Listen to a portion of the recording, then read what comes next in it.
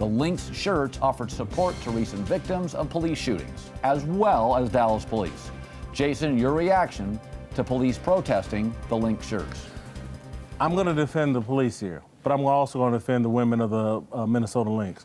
I think both parties are having problems seeing each other in clear view. Listen, this is a very controversial topic.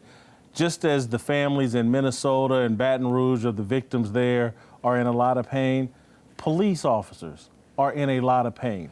The events in Dallas scare the hell out of police officers and scare the hell out of a lot of people. And so I know the Minnesota Lynx tried their best to do a t-shirt that's inclusive of everybody, but for the police, when you put the Black Lives Matter thing on your shirt, that's a line in the sand for them. And again, I can understand their perspective, but I can also understand and support why the women on that team did what they wanted to show their support and make a statement. It's a complex issue, and I don't know when this happened. You know, I don't want to dramatize it because maybe it happened 40 years ago in the media, but it feels more recent that if you're for somebody, you're automatically against somebody else. And Trevor Noah, as a talented host, took over for Jon Stewart. And in a matter of words the other night, I thought eloquently stated that you can be pro-cop and pro-African American.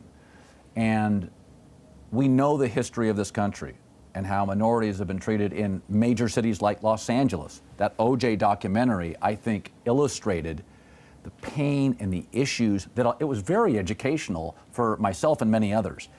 But we also have a history of law enforcement protecting our civilians. And I find increasingly that if I'm for, I mean, even off sports, I like this quarterback, I automatically hate the rest. It doesn't work that way. I don't treat people like standings. They're human beings. I'm for everybody.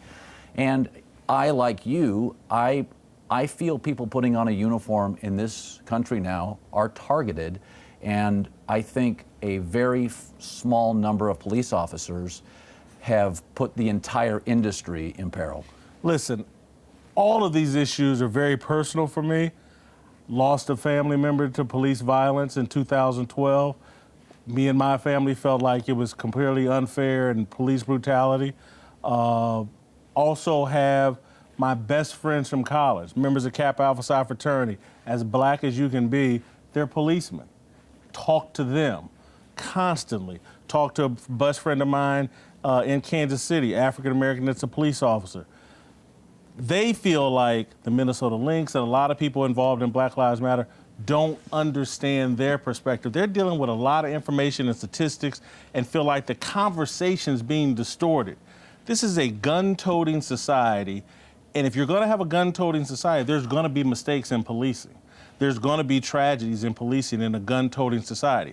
And again, having experience what my family has experienced with what we felt was police brutality gone way overboard and took a life, someone very dear to us, I understand both sides, and I look at this debate and I see people on the extremes and the media exploiting people on the extremes that can't see each other in clear view, and it's really troubling to me. And so again, I think the Lynx, they made their gesture. I understand why they did it. I understand why the police walked out though as well.